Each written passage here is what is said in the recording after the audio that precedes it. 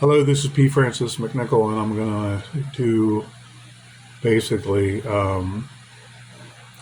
three poems right now I wrote over a month ago.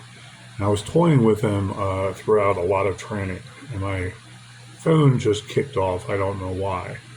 So I'm going to get right into the poems and then talk about inspiration, what I was thinking about each one.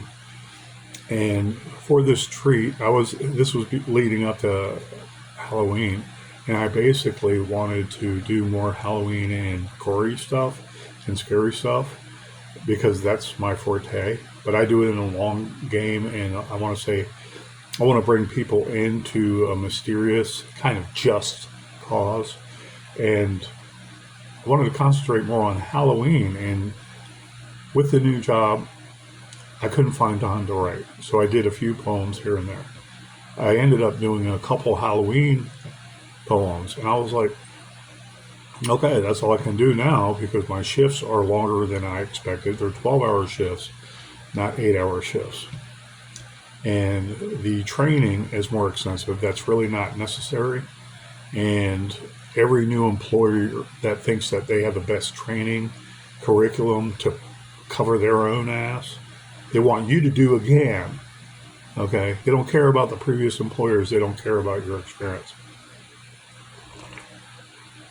So people in the healthcare field probably know what I'm going through and probably can speak from experience, especially when you're well trained for emergency situations, crisis cycle, negotiations, domestic disputes. You know how to apply first aid. You know the policies and what have you. Well, anyways, doing that all over again. I didn't have as much time to write like I wanted to. And I'm going to speak lower because I hear the fan there and I hear movement within and around, outside and what have you. I'm just going to get into the three poems I wrote. And hopefully this will be a short video, but it was enjoyable to write all of these.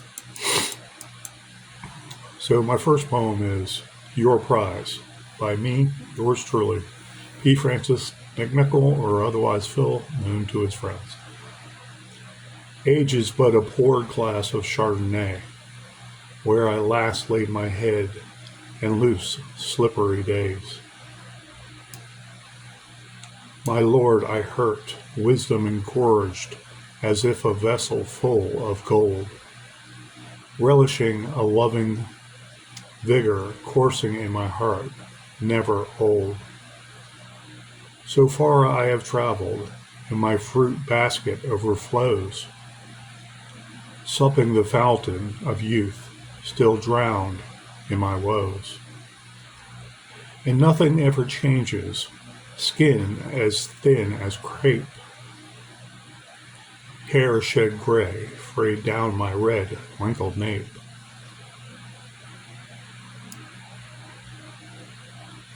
Beauty is skin deep, so where does that leave me? But my heart is pure, so fine I feel longing to be. And I feel too much, the tree of knowledge a ruse, walking this life with a limp, rickety knees unused. Lord, what I wouldn't do to be beautiful once again. But beauty is surely deep within me, never to end. As I smile and my bows court all my desires, if I'm spry, my paramour's igniting all of my fires. O lust burning deep inside of my arid soul, loathing the old mirror in me, its prophecy foretold. Ah, such anguish, so chilled, I perish so slow, with nowhere to go, alone, missing my cherished ego. Second poem is Operator. It is in contextualized form paragraph form, and it was basically run on rhyme. And I love doing these with the spirit of the limerick. Operator, Poetry Prompt by P. Francis, otherwise known as Phil to my friends. The last of a dying breed, and the last of me just died when that phone rang, and no angel sang or comforted the stormy seas of my brother and mother departing.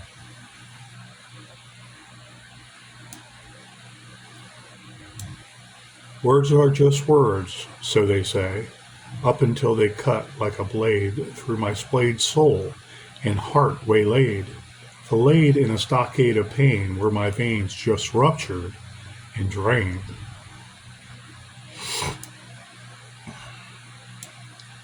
And I sit here and nobody cares, no one to share my tears in the silent air, as I posit our loss and despair, and the cost, and never fair whenever the angels don't dare or aren't aware of a soul ripped apart and a heart I can no longer bear. Operator, are you there? Hello? Operator, operator, operator, operator, please answer me. Hello? Hello? Operator.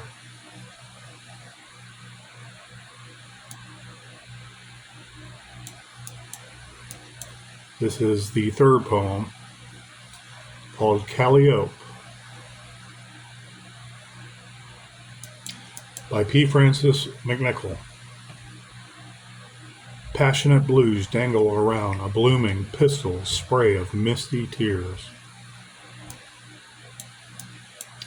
The pulse of dewdrops sopping soils where the crestfallen pollen adheres. Hummingbirds sing and swing in aerial escapades of kings and queens, as blowing breezes teases convened love flowing in an evergreen. So sweet a complexion of pixie dust, sprinkles of love with a smile soaring. So deep a reflection of beauty, a sad swain flutters and muses, adoring. Eyes sparkling with sugary spice and lip tips full of moist, fiery cravings. Inflamed rows of roses kissing your nose, two love birds misbehaving.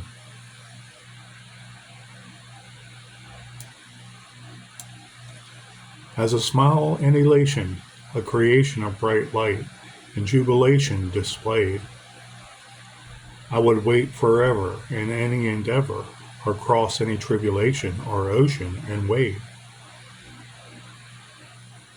Flying wing to wing with the love of my life, to my queen's kingdom we made, off into the cooling sunset where our eyes first met, and exhilarations cascade. The end. So those were the three poems I worked on last month, and in between a lot of training and a lot of monotony training over and over again, stuff I've known and done a million times, and it has to be a certain way the employer wants. People have been there, people understand what I'm saying, and it's nothing new. The training I have done is so excessive, and I still haven't done med certification yet. When I'm certified to give meds right now, I can walk on any employment in Virginia and can administer medication. They want me to do their course and then certify me yet again. So that's 3 times in 1 year I was certified. Twice with the same employer last employer, and then this one coming up will be 3 in basically 1 year and 3 months. Redunculous when you love writing and you can't get to that pen and paper. How many poets out there know how that feels? So anyways, your prize. It was a poetry prompt, and the prompts are there to show an image of what is. Okay? Whatever the picture is, whatever the diagram is, whatever it is, it's there as art. And it evokes emotions. Those emotions related to that picture, you write about. Okay? In essence, that's what a poetry prompt is about. And so something related to that picture, you pour out what first comes to mind, and you try to do it fast and efficiently and artistically, and then you make adjustments. And does it really jive with the photograph or the picture? Well, this picture showed a lady with a mirror off to the side, and they show her wrinkled face. And in the mirror, they show her young, youthful, beautiful face. And she looks kind of, not disheveled, she looks kind of pissed off, kind of upset. It's like, yeah, time is a thief of all people. It's, no matter what great shape you're in, no matter how old you live to be, God bless you. But time works on everybody, okay? It just depends on how strong our vessel is to live in our environs, get along with that. You know, the stress hormones, do we keep those down all through our lives? Most likely not in our American hustling and bustling society. Well, anyways, the picture showed that lady. And your prize, I wrote it from a perspective of her, okay? And I will go there and I will say, I don't care. I get into everybody's mind when I'm doing poetry or I'm doing horror fiction, which I'm trained to do, okay? I love doing it. It's my art, okay? I see good art and I know when it's better than mine. I'm like it, all right. That it inspires me to higher aspirations, to be the best writer ever. And I might learn something from that, but it's a reminder at the very least to be a better person and be a better writer. Okay. And so I put myself in the mindset of the narrator, okay, as he or she is speaking. And whether it's a good job or not being necessary, I just wanted to keep it simple from a perspective of that painting, which was an AI generated painting, okay, for us to practice with, doing a quick poem. And this took a couple of days only because I was so busy. I jotted something down first. Alan Bolls on Facebook would attest to it. I wrote something down and then I toyed with that even. And so over a 5-day period, I finally wrote your prize because I was being serious with it and I had 1 day off. So I finished that and I posted it inside the comments there. I don't know if I backspaced what I did post earlier to replace it, and I put this in there. And I think I got honorable mention for it, or thank you for participating. But it was from a perspective of an aged lady, and I'm sorry, there are some beautiful old ladies too. Don't get me wrong, okay? It was not anti-woman I was trying to be. It was from a perspective of, I want to say, a scorned, maybe disgruntled, maybe, I don't want to say excoriated, wrong word, just kind of in the doldrums of her life, past menopause, and wants to be young again. We all want to be like that, younger and youthful and strong as oxes, and not experience all the pain we do waking up every morning just because of age. So that's the perspective I was coming from. Her perspective. A good writer can put themselves in any psychological moment, come out shining. We are the ultimate psychologists and psychiatrists. Don't let anybody tell you differently. If you're a good author, you know it's true.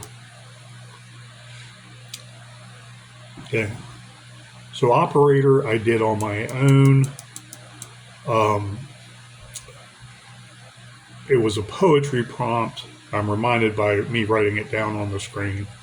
And I remember the picture now. It just showed a hand beside his chair downwards, and the phone is down on the floor, and it's just hanging there like he just dropped the phone. Like he just heard bad news was the impression I got. Okay. So it's from his perspective. Okay. I make references to stormy seas of my brother and mother departing.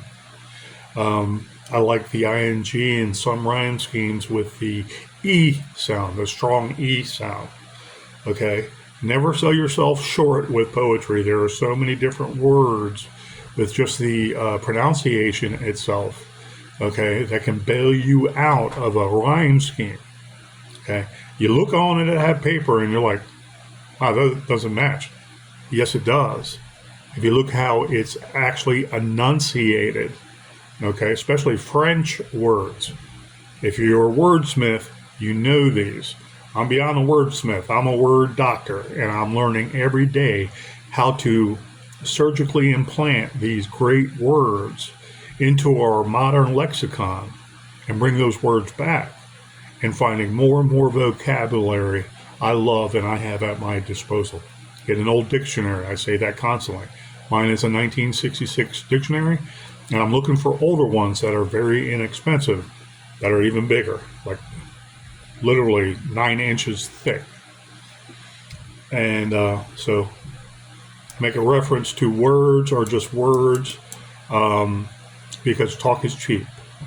When we miss somebody, we miss someone. When we go to a doctor for therapy, does he say words to help us? Do they just sit there and never offer words? Okay, which is another dynamic with therapeutic care. You know, people, family members, friends say, oh, we're so sorry. Funeral, then they leave. You never see them again. You know, you see them the next funeral, and that's it. They're fair weather family friends. Okay, family and friends. And so that was the perspective I was coming from. I also had some inspiration and some memory from Telephone Line and Electric Light Orchestra, ELO. People of my generation know ELO. One of the best harmonic sounds, harmony from the voices and the chorus, the small chorus they have, and the symphony in the background that they actually played with. Oh my God. Telephone Line. Oh, oh, telephone line. Give me some time. Well, anyways, that song came to mind. And I was like, okay, I'll keep this simple. But at the end, I wanted something to bring everything together, like the glue. Okay. The picture is there's a phone there and it was just dropped. Okay.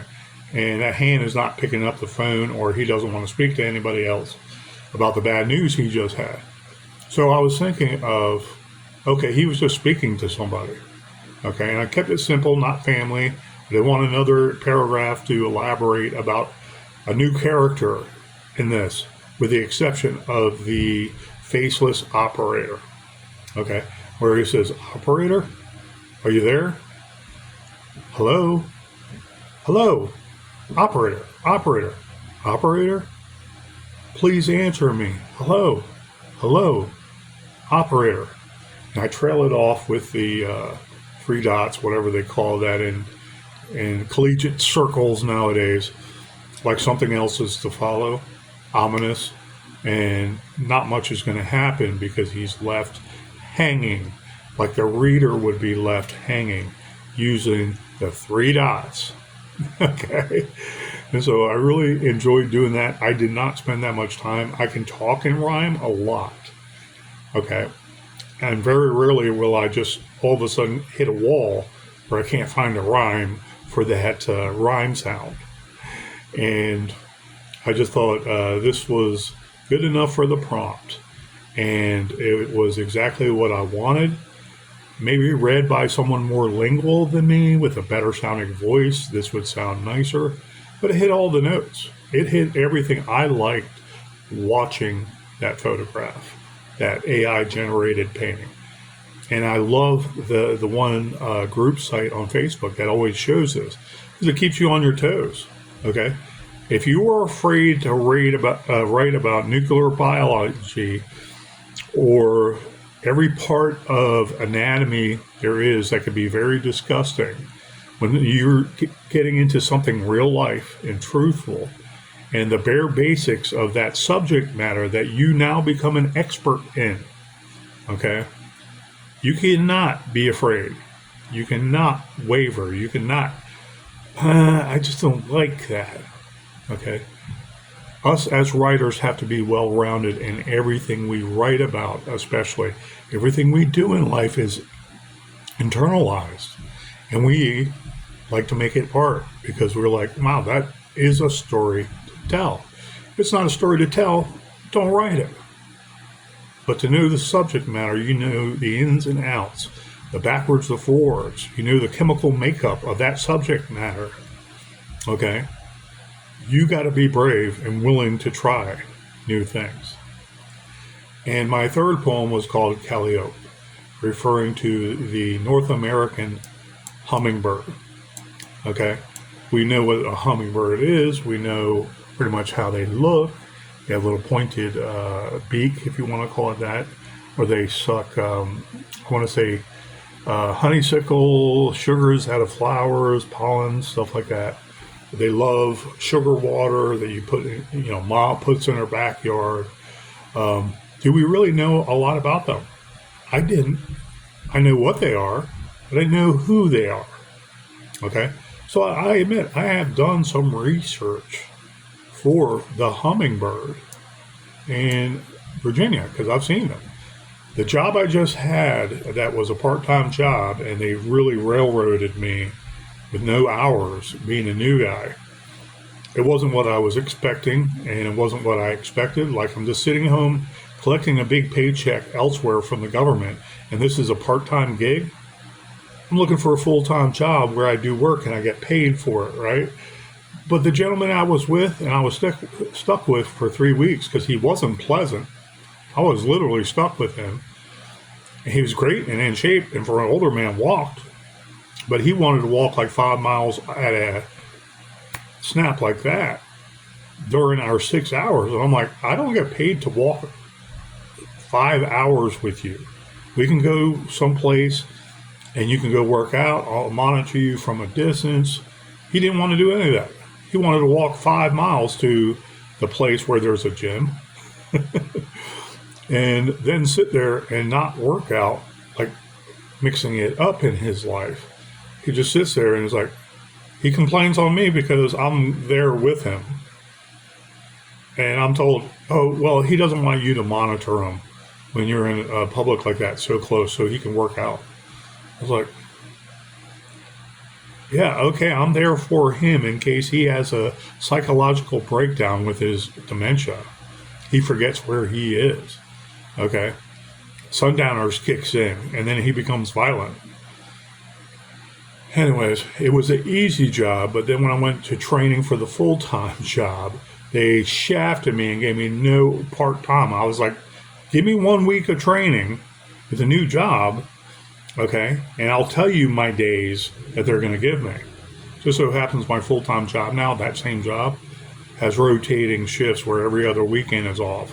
And there's 2 days in between each plotted days of work.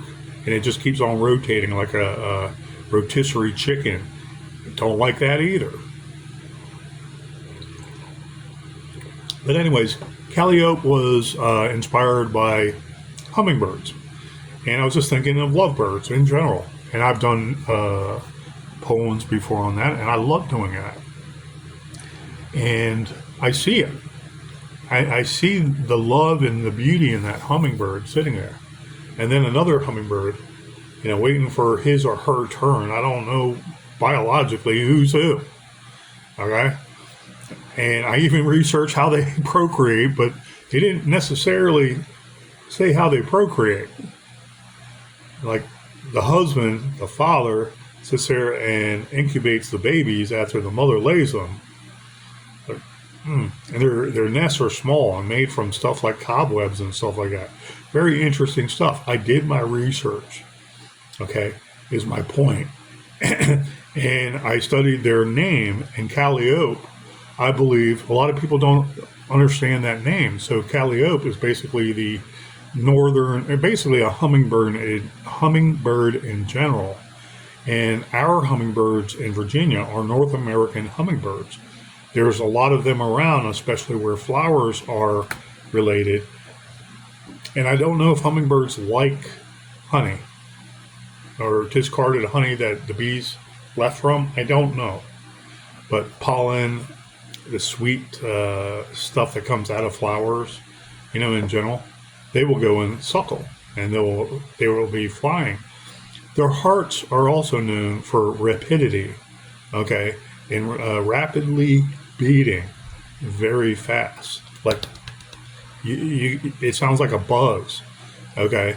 And scientists have figured out to actually count the number of heartbeats. That I don't know how they did it, but I guess maybe some kind of I want to say monitor if they actually sit or they stand, where some kind of monitor can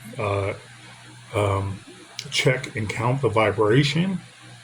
I don't know, but they have a very rapid heartbeat, one of the fastest in all of the earth. Okay, that's what I have heard. But researching the hummingbirds, they're beautiful little birds that look like almost large insects. And when you look at them closer, especially one that's green and has a metallic green that fades into black over their body, I saw one with this old guy when he was sitting there,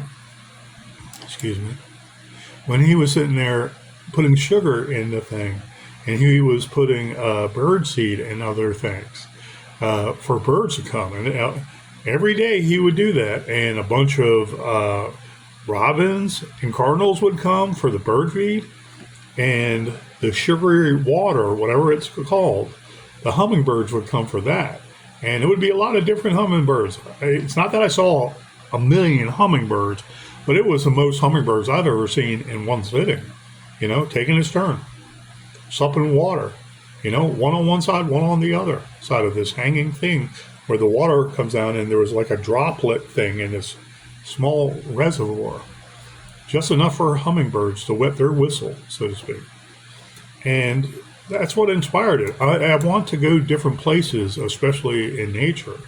And I figure I don't want to go to Africa with some wild crocodilian poem yet. I went there with, what was it about the Komodo dragon? Okay, Komodo dragon. And I did 2 of them to show I wasn't joking, and I was sincere. I was sincere and serious. And one I wanted a little more serious, and one I wanted a little bit more playful, where basically he becomes Godzilla, or Godzilla, as the Americans say Godzilla, and the Japanese say Godzilla, almost like a zero or a zero. Anyways, I can go to different countries, and I would like to express and expound upon the nature there. Don't get me wrong, but I'm not going to stay there long. And I just love a lot of beautiful Virginia. You look through the woods, you have animals. You see these animals every day, and we take them for granted. There's not many animals in Virginia that will kill you. There's some black bears. There's some rattlesnakes in the mountains.